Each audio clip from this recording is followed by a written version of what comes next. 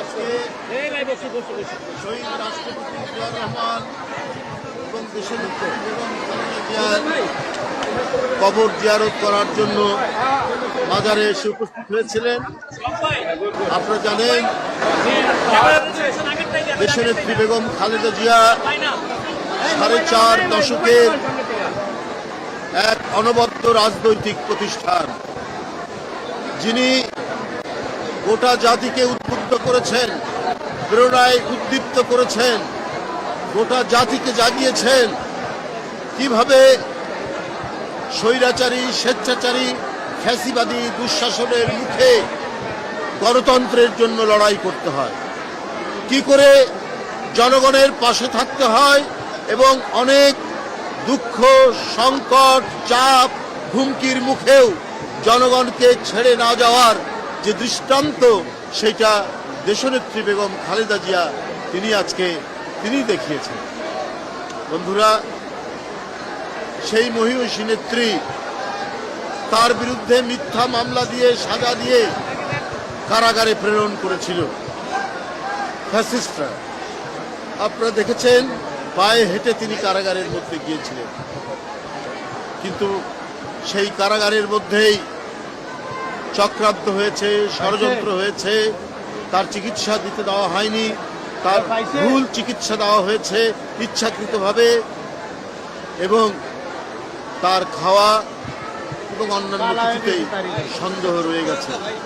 কেন এই নেত্রী তিলে তিলে ধীরে ধীরে মৃত্যুর মুখে পতিত হলেন? এটা গোটা জাতির কাছে একটি বড় প্রশ্ন। গোটা জাতি আজকে এই প্রশ্ন করছে, যে নেত্রীকে আমরা পায়ে হেঁটে কারাগারের ভিতরে যেতে দেখলাম, সেই নেত্রী হুইল চেয়ারে করে বের হলেন, সেই নেত্রী দিনের পর দিন হাসপাতালে থাকতে হবে কেন? এর মধ্যে অশুভ কারসাজি, এর মধ্যে দেশনেত্রী বেগম জিয়াকে পৃথিবী থেকে সরিয়ে দেওয়ার সকল চক্রান্ত হয়েছে। কিন্তু তার যে অটুট মনোবল, তার যে স্থৈর্য, আত্মসংযম, তার যে সাহস, তার যে দৃঢ় প্রত্যয় যে তাকে কোনো হুমকির মুখে তার জনগণ এবং তার মাটি থেকে সরানো যায় না, তার জ্বলন্ত এক প্রমাণ দেশনেত্রী বেগম খালেদা জিয়া। আমরা তাদেরকে হারিয়েছি। বাংলাদেশ এই ইস্পাত কঠিন এবং জনগণের একান্ত পক্ষের মানুষ, জনগণের নেত্রী, তাকে আমরা হারিয়েছি। আজকে জাতীয়তাবাদী মহিলা দল আফরোজা আব্বাস, সুলতানা আহমেদের নেতৃত্বে তারা এখানে দোয়া করেছেন তার আত্মার মাগফিরাতের জন্য। গোটা জাতি যেখানে কাঁদছে, গোটা জাতির চোখ দিয়ে যখন অশ্রু ঝরছে, তখন আমরা আর কি বলব? কেন এটি হয়েছে? কেন পরশুদিন সারা ঢাকা শহর মানুষের জনস্রোত জানাজায় আসার যে দৃশ্য আমরা দেখেছি, এটি তো অভূতপূর্ব। আল্লাহ তাকে মহিমান্বিত করেছেন, গৌরবান্বিত করেছেন, জনগণের নেত্রী, গণতন্ত্রের নেত্রী, মানব কল্যাণের নেত্রী।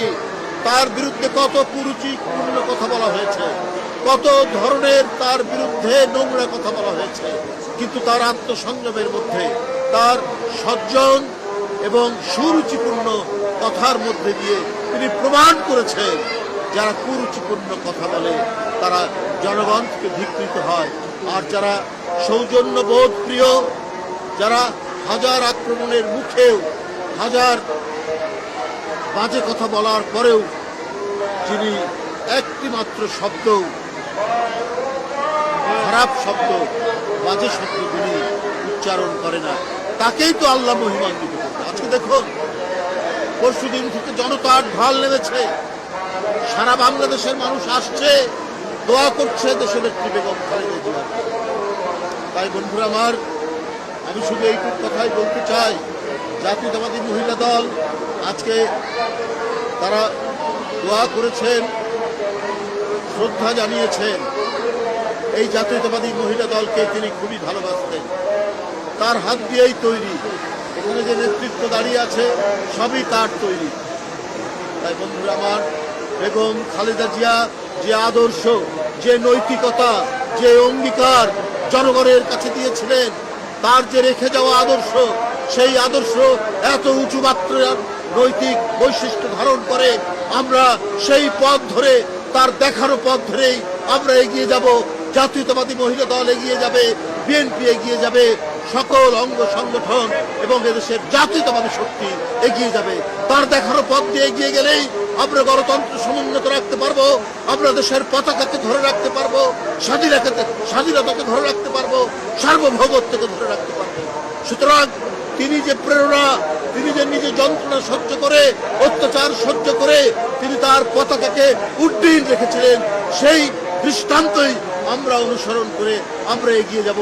এবং তার জ্যেষ্ঠ পুত্র বিএনপির ভারপ্রাপ্ত চেয়ারম্যান জনাব তারেক রহমান, তার যে পতাকা তিনি হাতে নিয়েছেন, তার মায়ের প্রদর্শিত পথ ধরেই তিনি এগিয়ে নিয়ে যাবেন এই দেশকে নতুন সম্ভাবনার দিকে, নতুন দিগন্তের দিকে।